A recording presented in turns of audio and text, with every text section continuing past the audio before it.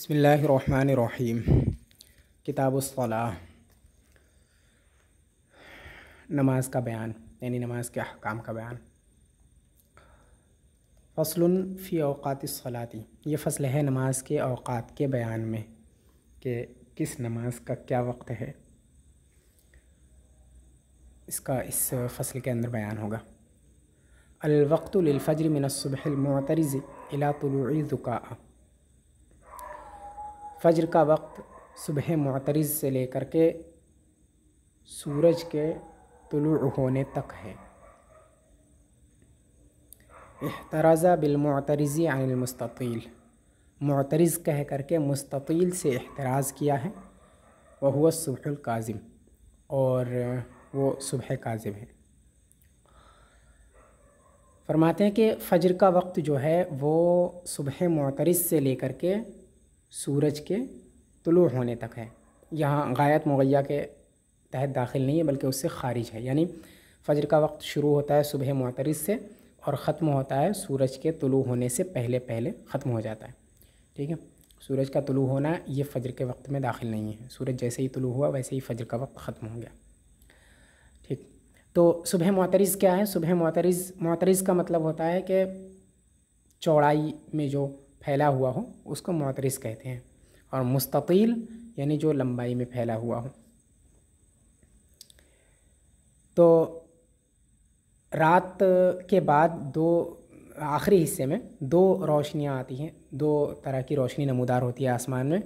एक उसमें से सुबह मुस्ततील यानी वो रोशनी जो लंबाई में होती है, यानी आसमान के उफ़क़ पर वो रोशनी आती है, लेकिन वो रोशनी जो होती है वो शर्क़न और ग़रबन होती है, यानी लंबाई में वो फैलती है। यानी आसमान पे वो रोशनी नमूदार होती है और ऊपर की तरफ वो चढ़ती जाती है। ठीक है, चौड़ाई में नहीं फैलती है बल्कि वो ऊपर की तरफ ऐसे ही बुलंदी में फैलती जाती है, लंबाई में। ठीक, और ये रोशनी फिर कुछ देर रहती है, फिर उसके बाद ये रोशनी ख़त्म हो जाती है, फिर अंधेरा छा जाता है। उसके बाद फिर एक और रोशनी नमूदार होती है, और वो रोशनी जो है वो चौड़ाई में होती है, यानी वो शर्क़न ग़रबन नहीं होती है बल्कि शिमालन और जुनूबन होती है, यानी दाएं बाएं करके चौड़ाई में फैल जाती है वो रोशनी, और वो रोशनी फैलती रहती है यहाँ तक कि आसमान खूब रोशन हो जाता है। तो इस रोशनी को ही सुबह मुअतरिज़ बोलते हैं, जो रोशनी चौड़ाई में फैलती है और फिर उसके बाद फैलती जाती है। उसके बाद अंधेरा नहीं होता है इस रोशनी के नमूदार होने के बाद। ये रोशनी फैलती जाती है यहाँ तक कि बिल्कुल रोशनी हो जाती है, और फिर उसके बाद में सूरज तुलू हो जाता है। तो जैसे ही ये रोशनी नमूदार होती है वैसे ही फ़ज्र का वक्त शुरू हो जाता है। उससे पहले चूँकि अंधेरा होता है और उस अंधेरे से पहले एक रोशनी होती है, उस रोशनी को ही सुबह मुस्ततील कहा जाता है, या सुबह काज़िब उसी को कहा जाता है।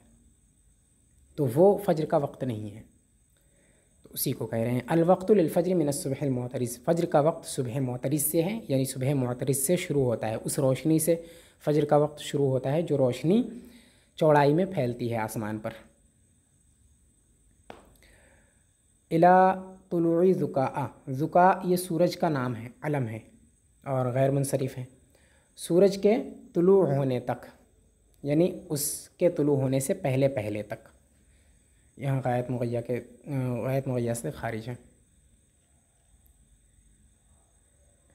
इहतराज़ा बिल मुअतरिज़ी अनिल मुस्ततील, मुअतरिज़ कह करके इन्होंने मुस्ततील से एहतराज़ किया है, यानी मुअतरिज़ कहा है इसी वजह से कहा है क्योंकि रोशनियाँ दो होती हैं, एक मुस्ततील एक मुअतरिज़।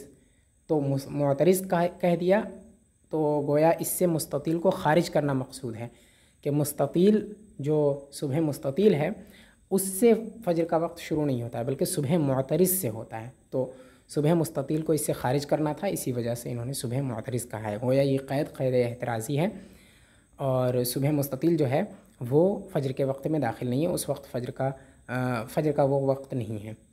ठीक है, वही कह रहे हैं इहतराज़ बिल मुअतरिज़ी अनिल मुस्ततील, मुअतरिज़ कह करके गोया एहतराज़ किया है मुस्ततील से कि मुस्ततील फ़ज्र का वक्त नहीं है। वह हुआ सुबहुल काज़िब, मुस्ततील क्या है? मुस्ततील सुबह काज़िब है। ठीक, मुअतरिज़ यानी मुंतशिर।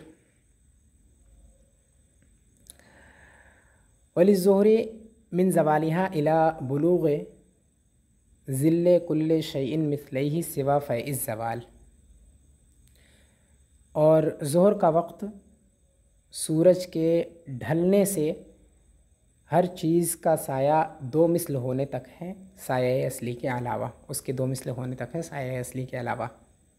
यानी फ़ज्र का वक्त जो है वो तो सुबह सादिक़ से यानी सुबह मुअतरिज़ से लेकर के सूरज के तुलू होने से पहले पहले तक है। यानी वो रोशनी जो आसमान में फैलती है वो जुनूबन शिमालन, उस रोशनी के ज़ाहिर होने से लेकर के सूरज के निकलने से पहले पहले तक फ़ज्र का वक्त है। फिर उसके बाद कह रहे हैं ज़ोहर का वक्त जो है वो सूरज के ढल जाने से है, और वहाँ से ज़ोहर का वक्त शुरू होता है। और ये वक्त तब तक रहता है जब तक हर चीज़ का साया उसके साया असली के अलावा दो मिसल हो जाए। यानी हर चीज़ का साया उसके दो चंद हो जाए, और फिर उसके बाद वो साया जो है साया असली के अलावा भी हो, यानी दो चंद हो जाए और कुछ और ज़ायद हो जाए वो साया जो साया असली होता है उसके अलावा। यानी साया असली तो हो ही, उसके साथ साथ दो मिसल हो जाए उस चीज़ का साया। ठीक है, इसको अभी वाज़े करेंगे शारे। तो ज़ोहर का वक्त जो है वो सूरज के ढलने से लेकर के हर चीज़ का साया उसके दो मिसल हो जाने तक है। यानी यहाँ भी वही है कि उससे पहले पहले तक है। सिवा फ़ैज़ ज़वाल, साया असली के अलावा, यानी साया असली भी इसी में दाखिल है। दो मिसल हो जाए और साया असली भी हो जाए, उसके बाद असर का वक्त शुरू होगा उस वक्त से, उससे पहले पहले तक ज़ोहर का वक्त रहता है। हाँ, लाबुद्दा हाहुना मिन मारिफती वक्त ज़वाल। अभी चूँकि यहाँ इन्होंने दो चीज़ें बयान की है, ज़वाल यानी ज़वाल शम्स से ज़ोहर का वक्त शुरू होता है, और वो रहता है तब तक जब तक साया असली के अलावा यानी फ़ैज़ ज़वाल के अलावा दो मिसल हो जाए। तो फ़ैज़ ज़वाल और ज़वाल शम्स, इन दो चीज़ों का जानना ज़रूरी है। वही कह रहे हैं लाबुद्दा हाहुना मिन मारिफत वक्त ज़वाल व फ़ैज़ ज़वाल। यहाँ पर वक्त ज़वाल और फ़ैज़ ज़वाल का जानना ज़रूरी है। अगर ज़ोहर का वक्त पता करना है, मालूम करना है, तो उसके लिए ये जानना ज़रूरी है कि ज़वाल का वक्त क्या है और फ़ैज़ ज़वाल क्या है, यानी साया असली क्या है। दो मिसल तो हम जान लेंगे, किसी भी चीज़ का साया, किसी भी चीज़ की जो लंबाई होती है तो उस लंबाई के अगर दो चंद हो जाए तो उसका डबल अगर उसका साया हो जाए तो वही उसके दो मिसल हैं। ठीक है, तो ये तो मालूम है, लेकिन फ़ैज़ ज़वाल क्या है और ज़वाल शम्स क्या है, इसका माना क्या है, वही कह रहे हैं कि इसका जानना ज़रूरी है। व तरीक़हु अन तुसव्वल अर्दु बिहैसु ला यकूनु बाज़ु जवानिबिहा मुर्तफ़िअन व बाज़ुहा मुनख़फ़िदन। उसका तरीक़ा यह है कि ज़मीन बराबर कर ली जाए। बराबर कर ली जाए यानी ज़मीन का बराबर होना मालूम कर लिया जाए, या बराबर ज़मीन तलाश की जाए, उसका बराबर होना मालूम कर लिया जाए। ठीक, इस तौर पर कैसे मालूम करेंगे बराबर होना, तो कह रहे हैं अच्छा इस तौर पर उसका बराबर होना, यानी बराबर होने का मतलब क्या है, तो कह रहे हैं बराबर होना इस तौर पर कि उसका कोई किनारा बुलंद और दूसरा किनारा पस्त ना हो। ठीक, यानी ज़मीन बिल्कुल हमवार हो, ऐसा ना हो कि कहीं पर ज़मीन उठी हुई है और कहीं पर अंदर धंसी हुई है? मतलब कोई किनारा उसका ऊंचा है, कोई हिस्सा ऊंचा है, कोई हिस्सा नीचा है, कोई बुलंद है, कोई पस्त है, ऐसा ना हो, बल्कि ज़मीन बिल्कुल हमवार हो, बराबर हो, बिल्कुल हर तरफ से, हर जानिब से। ठीक, तो वही कह रहे हैं वो तरीक़ हो, इसका तरीक़ा यह है कि ज़मीन का बराबर होना मालूम कर लिया जाए, इस तौर पर बराबर होना कि उसका कोई किनारा बुलंद और कोई किनारा पस्त ना हो, ना कोई किनारा बुलंद हो ना कोई किनारा पस्त हो। ठीक, इम्मा बिसब्बिल मा, और ये मालूम कैसे होगा, या तो पानी को बहाकर मालूम होगा, ठीक, और बेनस्बे मवाज़ीनिल मुक़न्नीन, या फिर मुक़न्नीन के आलों के ज़रिए से, आलात के ज़रिए से, आलात को नस्ब करके मालूम किया जाएगा, उसको रख करके। ठीक, ये मुक़न्नीन यानी वो लोग जो नालियाँ और नहरें बनाते हैं, तो चूँकि नालियों और नहरों में पानी का बहाव होता है, और पानी के बहाव का मदार इसी चीज़ पर है कि ज़मीन कहाँ पर पस्त है और कहाँ बुलंद है। अगर ज़मीन ऊंची है तो पानी का बहाव हल्का हो जाएगा, उसकी रफ्तार कम हो जाएगी। ठीक है, तो चूँकि इनका उसी से ताल्लुक़ होता है, इसी वजह से इनके पास ऐसे आलात होते हैं, ऐसी मशीनें वगैरह होती हैं जिनसे ये मालूम कर लेते हैं कि ज़मीन कहाँ पर पस्त है और कहाँ पर बुलंद है।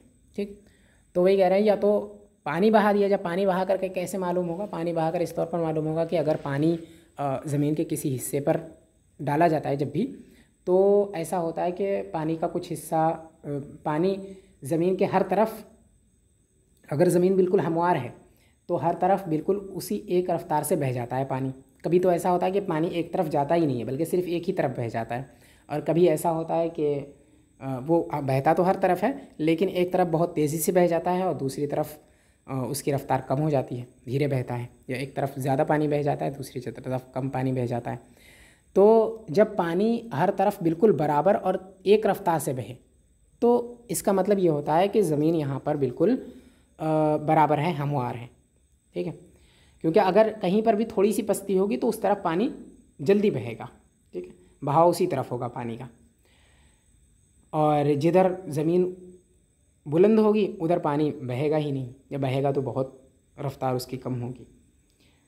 तो अगर पानी को डाला ज़मीन पर और हर तरफ बिल्कुल एक रफ्तार से बह गया पानी, तो इससे मालूम हो जाएगा कि यहाँ की ज़मीन बिल्कुल हमवार है, बराबर है। ठीक है, तो पानी बहाकर तो इस तौर से मालूम होगा। और जो उनके आले हैं वो बता देते हैं कि मतलब अगर उसको ज़मीन पर रखते हैं तो जैसे कंपास है, कंपास जो होता है उसको जब ज़मीन पर रखते हैं तो वो बता देता है कि मतलब इस तरफ ज़मीन नीची है, इस तरफ ऊंची है। जो उसकी सुई होती है वो बता देती है, इशारा कर देती है। ठीक है, तो ये जो इनके आले होते हैं इनको रख करके भी इसको मालूम किया जा सकता है कि यह ज़मीन हमवार है या नहीं है। ठीक, तो सबसे पहले तो यही मालूम किया जाए कि ज़मीन हमवार है या नहीं है।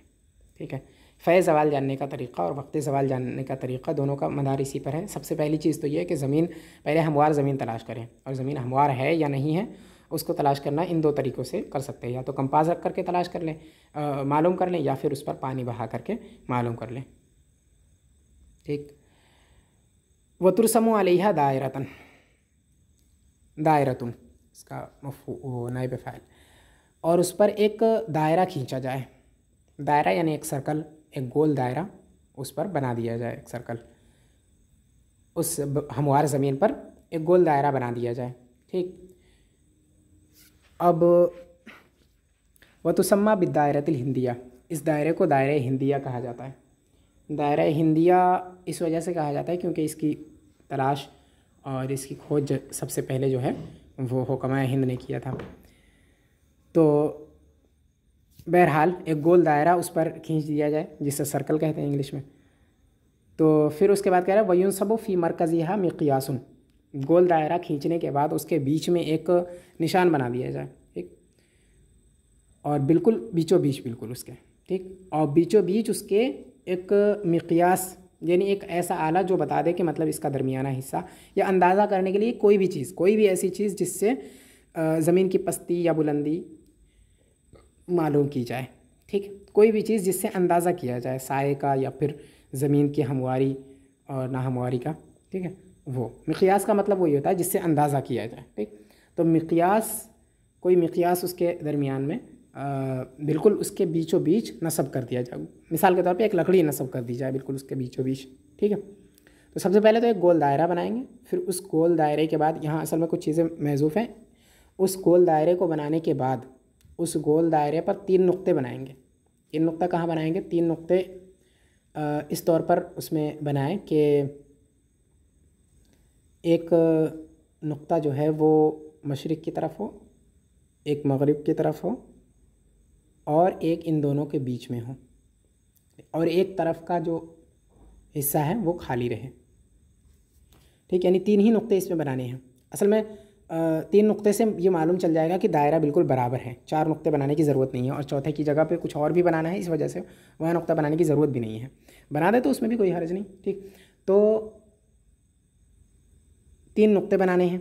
ठीक, यानी नुक्ते का मतलब ये है कि जहाँ लगे कि ये दरमियाना इसका है तो उस दरमियान से एक ख़त खींचें, किसी भी एक जानिब एक ख़त खींचें, और वो ख़त ले जा कर के उस सर्कल का जो वो है, सर्कल की जो ख़त है उससे मिला दें, यानी दायरे का जो ख़त है उससे मिला दें बिल्कुल जाके। ठीक, और फिर उसकी जो लंबाई है उसको, उसका अंदाज़ा करें, और फिर उसके बाद दूसरा ख़त दूसरी तरफ खींचें उसी दरमियान से बिल्कुल। ठीक, और फिर उसका अंदाज़ा करें कि इसकी लंबाई कितनी है। दोनों की लंबाई अगर बराबर है तो ये बात वाज़ेह हो जाती है कि दायरा बिल्कुल गोल है। ठीक है, अगर उसमें कहीं पर भी कमी और ज़्यादती होती है तो इसका मतलब ये होता है कि दायरा बिल्कुल गोल नहीं है, बल्कि कहीं पर ज़्यादा है, कहीं कम है, या फिर जहाँ पर ख़त खींची जा रही वो ख़त जो है यानी मरकज़ जो उसका है, जहाँ से आप ख़त खींच रहे हैं वो मरकज़ नहीं है, बल्कि मरकज़ को कहीं और है। ठीक, तो ये बहरहाल ख़त इसी वजह से, ये नुक्ते इसी वजह से खींचते हैं ताकि ये मालूम चल जाए कि ये जो दायरा है बिल्कुल बराबर है। और दायरा जब बराबर है तो चूँकि दायरे का बराबर होना सबसे ज़्यादा ज़रूरी है। दायरा अगर बराबर नहीं होगा तो इन सब का कोई फ़ायदा नहीं है, हमेशा जो नतीजा होगा वो गलत ही होगा। तो दायरे का बिल्कुल गोल होना ज़रूरी है। इस वजह से 3 नुक्ते खींचेंगे और उनसे फिर पता लगाएंगे कि ये दायरा बिल्कुल बराबर है या नहीं। पता लगाने का तरीक़ा यही है कि उसके बीच से, ठीक है, या फिर हर नुक्ते से एक ख़त खींचते हुए ले जाएंगे और उसको छोड़ देंगे बीच में ले जाकर। तीनों ख़त अगर वहीं आकर मिल जाते हैं बिल्कुल और बिल्कुल बराबर है लंबाई तीनों की, तो इसका मतलब ये है कि दायरा बिल्कुल गोल है। ठीक, बहरहाल सबसे पहले एक ख़त खींचेंगे, फिर उसके बाद उसके दरमियान में बिल्कुल एक नुक्ता लगाएंगे, बिल्कुल दरमियान में, ख़त के बिल्कुल दरमियान में, यानी सर्कल के बिल्कुल बीच में, जहाँ पे प्रकार रख के सर्कल बनाते हैं उस जगह पे। ठीक, उस जगह पे एक नुक्ता खींचेंगे। जब वो दायरा बन जाए और फिर दायरे के बीच में नुक्ता बन जाए और उस नुक्ते से फिर उसके बाद तीनों तरफ एक एक ख़त निकाल दें, तो अब उससे ये मालूम हो जाएगा कि ये दायरा बिल्कुल गोल है। फिर उसके बाद कह रहे हैं कि उसके बीच में, यानी जो नुक्ता है बीच में, उस दायरे के बीच में जो नुक्ता है, उस नुक्ते पर एक मिक़यास लगाएंगे। मिसाल के तौर पे एक लकड़ी नस्ब करेंगे। ठीक, अब कह रहे हैं बेअन यकूना बुअदु रअसिही अन सलासे नुक़तिन मिन मुहीत दायरा मुतसावियन। उसी को इन्होंने बयान किया कि उसके सिरे की दूरी तीनों नुक्तों के, मुहीत दायरा के तीनों नुक्ते से बिल्कुल बराबर हो। यानी मुहीत दायरा पर हमने जो 3 नुक्ते लगाए हैं, ठीक है, वो 3 नुक्ते, उन 3 नुक्तों से इस लकड़ी की दूरी, इस लकड़ी के सिरे की दूरी, किनारे की दूरी बिल्कुल अगर बराबर है, ठीक, बिल्कुल बराबर है, इस तौर पर उस लकड़ी को नस्ब करेंगे। ठीक, यानी बिल्कुल बीच में उसको नस्ब करना है, इस तौर पर कि तीनों नुक्तों से उसकी दूरी बिल्कुल बराबर हो। तीनों नुक्तों से बराबर है अगर, तो इसका मतलब यह है कि सर्कल के हर हिस्से से उसकी दूरी बिल्कुल बराबर ही है, क्योंकि अगर 3 किनारे बराबर हो गए तो फिर हर किनारा फिर बराबर ही होगा इसका, सर्कल का। वलतकुन कायमतुहु बेमिक़दार रुबअ क़ुत्र दायरा, और उसकी जो कामत होगी, वलतकुन कामतुहु, उस लकड़ी की जो कामत होगी, जो लकड़ी हमने नस्ब की है, उसके दरमियान में बिल्कुल मरकज़ में उसकी जो लंबाई होगी वो क़ुत्र दायरा के रुबअ के बराबर होगी। क़ुत्र दायरा क्या? क़ुत्र दायरा ये वो लकीर है जो मरकज़ दायरा से दोनों तरफ खींचते हैं। मतलब ये है कि जो उसकी लंबाई, वो उसका दरमियाना पता करने के लिए या उसकी गोलाई पता करने के लिए मरकज़ से 2 ख़त खींचते हैं। दोनों तरफ एक ही ख़त होती है, गोया वो मिली हुई होती है, लेकिन दोनों तरफ खींचते हैं। ठीक है, यानी मिसाल के तौर पर मशरिक़ और मगरिब की तरफ वो ख़त खींचते हैं। ठीक है, और वो बिल्कुल बीच से खींचते हैं, यानी जहाँ प्रकार रख के उसको, उस सर्कल को बनाते हैं, उसी जगह से, जहाँ पर प्रकार को रखे हुए हैं उसी जगह से 2 ख़त खींचते हैं, बिल्कुल अपोजिट साइड में। ठीक ठीक, और उनमें से एक जाता है मशरिक़ की तरफ और दूसरा मगरिब की तरफ। ठीक, और वो जा कर के मुहीत दायरा से मिल जाते हैं। ठीक, तो अब जो मशरिक़ से लेकर के मगरिब तक की जो इसकी इस पूरी ख़त की जो लंबाई होगी, इस पूरे ख़त की, उस लंबाई के चौथाई के बराबर वो होनी चाहिए जो लकड़ी बीच में हम नस्ब कर रहे हैं। ठीक है, मिसाल के तौर पे अगर मशरिक़ से लेकर के मगरिब तक जो लाइन खींची है हमने, उस लाइन की लंबाई अगर 10 इंच है, तो उस लकड़ी की जो लंबाई होगी वो 2.5 इंच होगी। ठीक है, तो इसका रुबअ होगा। तो वही कह रहे हैं कि इस तरह होना चाहिए। ठीक, तो सबसे पहले एक ख़त दायरा बनाएंगे और उस दायरे के बीच में फिर एक नुक्ता बनाएंगे, बिल्कुल बीचों बीच में नुक्ता बनाएंगे। अब बीचों बीच कैसे है, ये कैसे पता लगेगा?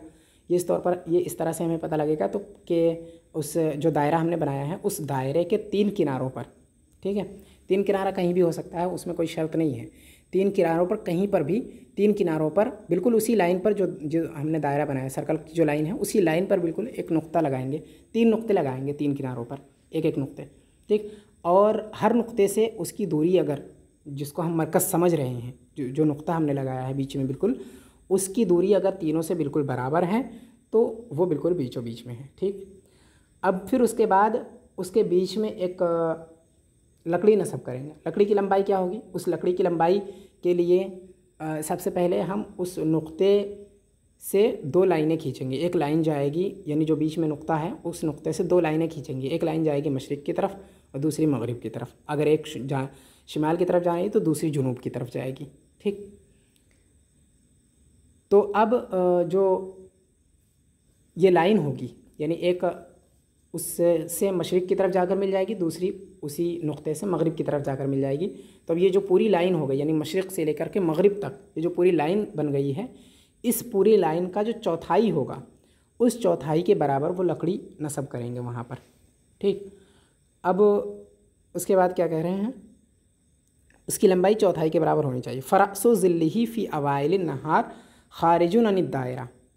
रअसु ज़िल्लिही, उसके साये का सिरा, यानी उस लकड़ी के साये का सिरा शुरुआती दिन में, यानी दिन के अव्वली हिस्से में, दिन के अव्वल हिस्से में दायरे से बाहर होगा। यानी जब सूरज निकलेगा, जब रोशनी होगी, तो उस रोशनी से जब उस लकड़ी की परछाई बनेगी, उसका जब साया बनेगा, तो वो साया अव्वल में तो उस दायरे के बिल्कुल बाहर होगा, यानी सर्कल के ही बाहर होगा। यानी इतना लंबा उसका साया होगा, इतना ज़्यादा साया होगा कि वो साया उस दायरे के बाहर होगा बिल्कुल, ठीक है।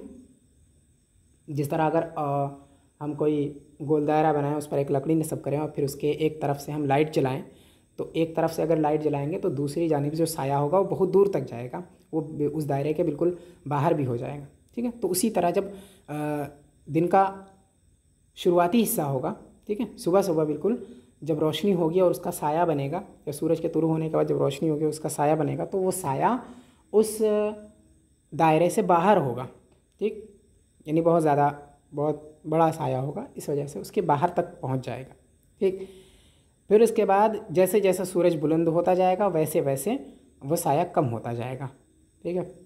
लाकिन नज़िल्ला यनक़ुसु इला अन यदख़ुला फ़ी दायरा, लेकिन साया कम होता जाएगा यहाँ तक कि वो दायरे के अंदर दाखिल हो जाएगा। यानी धीरे धीरे कम होते होते होते होते वो सिमटता जाएगा दायरे के अंदर, यहाँ तक कि एक वक्त ऐसा आएगा कि वो दायरे के अंदर सिमट जाएगा, ठीक, दायरे के अंदर दाखिल हो जाएगा। अब जब दायरे के अंदर दाखिल हुआ तो जिस जगह से वो दायरे के अंदर दाखिल हुआ है उस जगह पे कह रहे हैं फ़तुज़अउ अलामतुन अला मदख़लि ज़िल्लि में मुहीत दायरा। मुहीत दायरा के जिस हिस्से से वो साया दाखिल हुआ है, मुहीत दायरा से साये के दाखिल होने की जगह पर एक अलामत बना दी जाए उसके बाद, ठीक। यानी जब साया दायरे के अंदर दाखिल हो गया तो जहाँ से दाखिल हुआ है उस जगह पर एक नुक्ता बना देंगे, ठीक, एक अलामत लगा देंगे वहाँ पर, ठीक है।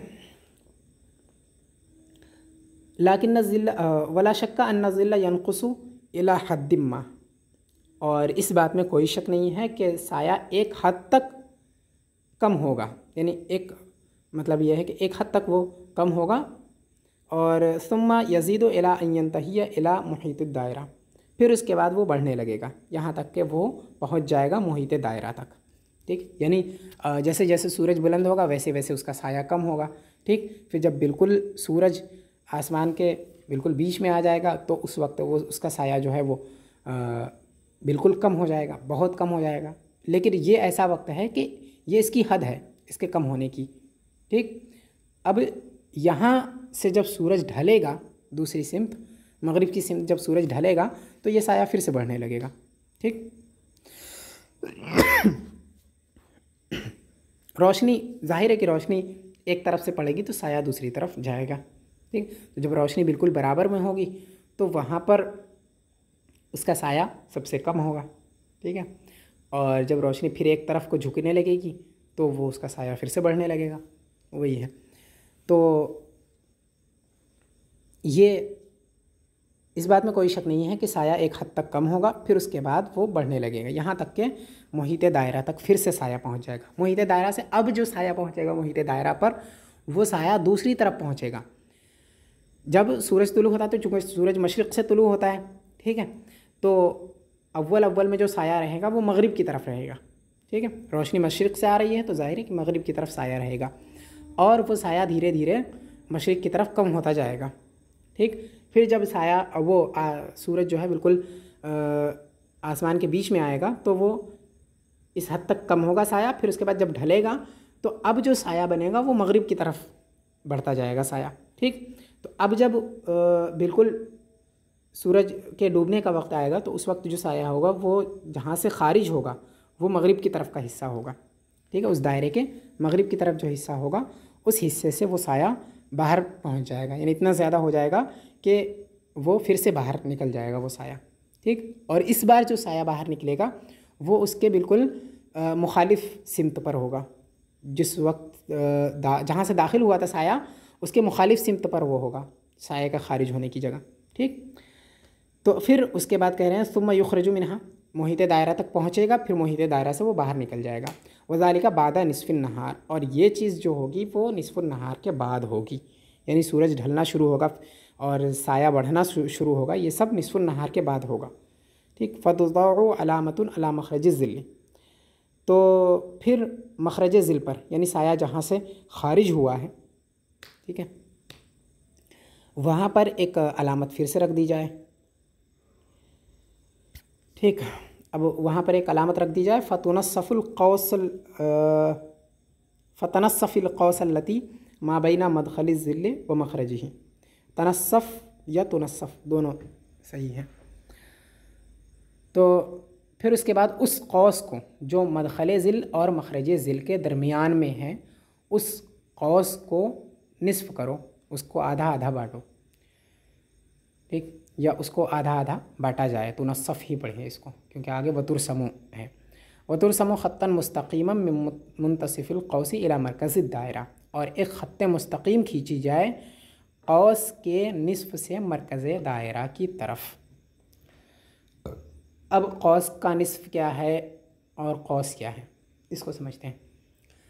तो जब साए का एक मखरज है और एक मदखल है, ठीक, तो जब हमने निशान लगा दिया, दो नुक्ते बना दिए, एक मखरज से और मखरज पर और एक मदखल पर, तो गोया ये इसका एक हिस्सा उससे दायरे का एक हिस्सा हो गया, ठीक, यानी मदखल से लेकर मखरज तक ये इसका एक हिस्सा हो गया। इसी हिस्से को कौस कहा जाता है, ठीक। चूँकि मतलब कौस का मतलब होता है दायरे का कोई एक हिस्सा, कोई टुकड़ा दायरे का, ठीक है, जिसको दायरा घेरे हुए हो उसको कहते हैं कौस। तो चूँकि ये इस हिस्से को दायरे ने घेर लिया है और ये हिस्सा अलग है, ठीक है, क्योंकि जब नुक्ता लगा दिया हमने, जैसे लाइन खींचते हैं तो वो हिस्सा अलग हो जाता है, तो इसी तरह ये हिस्सा भी अलग हो गया है, ये टुकड़ा उसका हो गया, ये कौस हो गया। तो कह रहे हैं कि ये जो कौस है, हाँ, वतुरसमु ख़त्तन मुस्तक़ीमन मिन मुंतसिफ़िल क़ौस, मुंतसिफ़ कौस जो है यानी कौस का दरमियाना जो है, दरमियाना हिस्सा, ठीक, मखरज और मदखल का जो दरमियाना हिस्सा है, गोया यही हुआ कौस, चूँकि मखरज से शुरू है और मदखल तक है, इसके दरमियान का जो हिस्सा है वो पूरा कौस है, ठीक। तो कह रहे हैं इन दोनों के बीच का जो हिस्सा है यानी कौस के बीच का हिस्सा गोया मदखल और मखरज के बीच का हिस्सा, ठीक, यानी मखरज से लेकर के मदखल तक जो उसकी लंबाई होगी, उस लंबाई के अगर दो हिस्से करें तो जहाँ पर ये दोनों हिस्से ख़त्म होते हैं यानी बिल्कुल दरमियाना हिस्सा, अगर मान लीजिए 8 इंच इसका पूरा बनेगा तो 4 इंच के बाद जो होगा वो दरमियाना हिस्सा होगा उसका। तो ये कह रहे हैं कि उसको बाँट दो, यानी कौस को दो हिस्सों में बाँट दो, दरमियान से कौस को बाँट दो मदखल ज़िल और मखरज ज़िल के बीच में, ठीक, यानी उसके दो हिस्से कर देना है, ठीक है। उसका दरमियाना पहले पता करना है कि इसका दरमियाना कहाँ पर है। वतुरसमु ख़त्तन मुस्तक़ीमन मिन मुंतसिफ़िल क़ौसी इला मरकज़िद दायरा, और फिर जब दरमियाना मालूम हो जाए कि दरमियाना क्या, बाँटने का मतलब ये नहीं कि उसके बीच में ख़त खींच दो, बाँटने का मतलब सिर्फ यही कि मालूम कर लो कि दरमियान इसका कहाँ पर है, मदखल और मखरज का जो दरमियान है, ठीक है, मदखल और मखरज के बीच में होगा ये। तो मदखल और मखरज के बीच में जो कौस का दरमियानी हिस्सा है उस दरमियानी हिस्से को मालूम करो और फिर वहाँ से एक ख़त्ते मुस्तक़ीम खींचो और वो ख़त्ते मुस्तक़ीम जो है दायरे के मरकज़ की तरफ ले जाओ। दायरे का मरकज़ क्या है, जो बीच में एक नुक्ता है, ठीक, उस सर्कल के बीच में एक जो नुक्ता हमने खींचा है वो नुक्ता है दायरे का वो मरकज़, ठीक, मरकज़ दायरा। तो ये जो कौस का दरमियानी हिस्सा होगा वहाँ पर एक लाइन खींचेंगे। ये लाइन ज़ाहिर है ये इन्होंने कहा है कि मरकज़ दायरा की तरफ खींचना है, मतलब मरकज़ दायरा से वो लाइन नहीं खींचनी है, बल्कि वो लाइन जो है मुहीत की तरफ से खींचनी है, सर्कल की तरफ से खींचनी है। लेकिन सर्कल में मिलाना नहीं है, ज़रूरी नहीं है मिलाए ना मिलाए, उससे कोई फ़र्क नहीं पड़ता है। बहरहाल वो लाइन जो खींचनी है मुहीत की तरफ से खींचनी है, दायरा की तरफ, बिल्कुल सीधी लाइन खींचनी है, ठीक, मरकज़ दायरा की तरफ, दायरे से मरकज़ दायरा की तरफ, ठीक है, यानी अंदर की तरफ खींचना है उसको कि वो दायरे से फिर नुक्ता दायरा, नुक्ता मरकज़ दायरा से जाकर वो मिल जाए। हाँ, मुखरजन इला तरफ़िल आखर मिनल मुहीत, जो मुहीत की दूसरी तरफ निकल जाए। मतलब यह है कि इसको खींचना है, इस लाइन को खींचते रहना है यहाँ तक कि ये उस मरकज़ दायरा से मिले, फिर उसके बाद और आगे बढ़ता जाए, बिल्कुल सीधे खींचते जाए खींचते जाए खींचते जाए यहाँ तक कि दूसरी तरफ जो दायरे की लाइन आएगी उस दायरे की लाइन से उसको मिला दें ले जाकर, बल्कि उससे भी खारिज कर दें, उससे भी बाहर कर दें, ठीक। तो ये लाइन किधर से खींचनी है? मदखल और मखरज जहाँ हमने अलामत लगाई थी उन दोनों अलामतों के बिल्कुल बीच से एक लाइन खींचनी है, ठीक। और वो लाइन जो है वो दायरे की तरफ नहीं खींचनी है, बल्कि वो मरकज़ दायरा की तरफ खींचनी है। और मरकज़ दायरा पर रुकना नहीं है, बल्कि उसको खींचते ही जाना है और मरकज़ तक पहुंचेगा, फिर उसके मरकज़ के बाद वो और उसको खींचते रहेंगे यहाँ तक कि दायरा तक वो पहुंच जाएगा, फिर उसके बाहर वो निकल जाएगा, वहाँ तक खींचना है उसको, उसके बाहर निकाल देना है, ठीक। ये लाइन खींच दी। अब कह रहे हैं फ़हाज़ल ख़त्तो हुआ ख़त्तो निस्फ़िन नहार, यही ख़त ख़त्ते निस्फ़ुन नहार है। इसी ख़त को ख़त्ते निस्फ़ुन नहार बोलते हैं, यानी इसी से मालूम चलता है कि निस्फ़ुन नहार कब हुआ है, निस्फ़ुन नहार हुआ है या नहीं हुआ है, इसी से मालूम चलता है।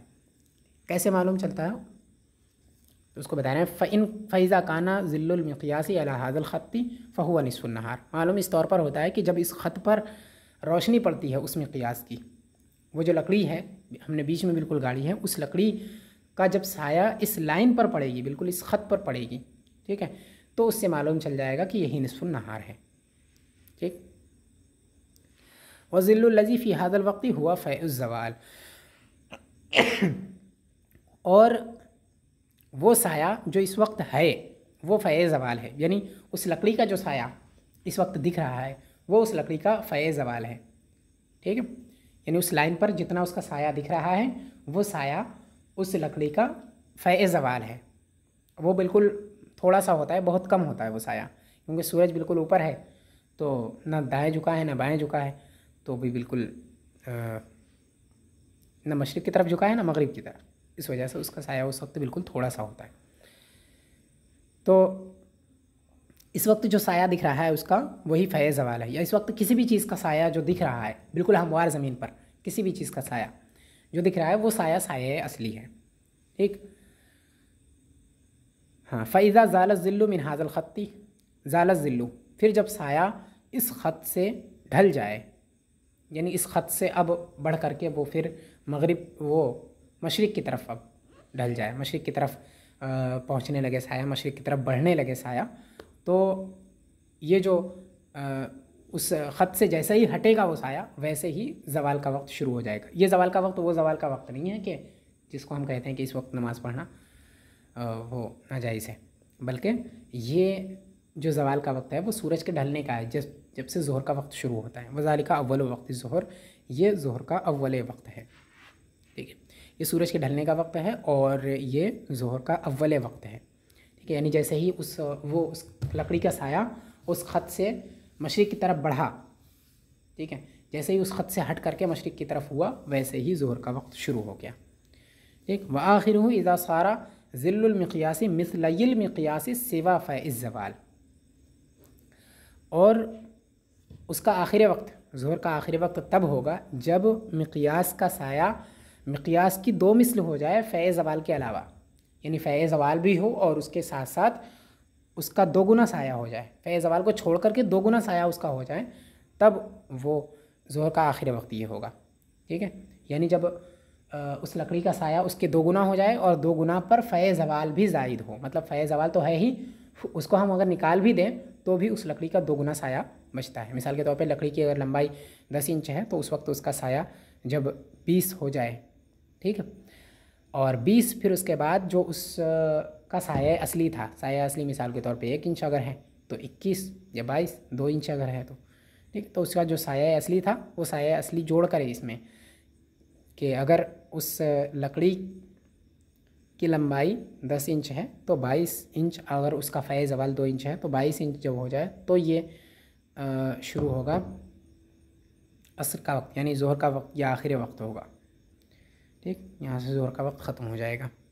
वही कह रहे हैं कि जब उसका मिक़यास का साया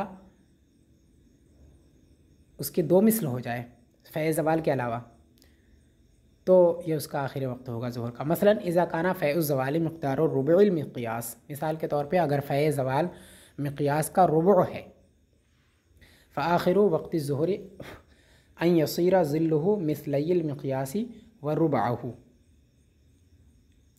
मिसाल के तौर पे जब फ़य ज़वाल, मिसाल के तौर पे अगर फ़य ज़वाल मिक़यास का रुबु है, यानी मिक़यास जितने हैं उसके चौथाई के बराबर उसका साया असली है, ठीक है, लकड़ी अगर 10 इंच की है तो अगर मिसाल के तौर पे उसका साया असली फ़य ज़वाल 2.5 इंच है, ठीक है, तो कह रहे हैं कि आखिर वक्त ज़ोहर अन यसीरा ज़िल्लुहु मिस्लैल मिक़यासी व रुबअहु।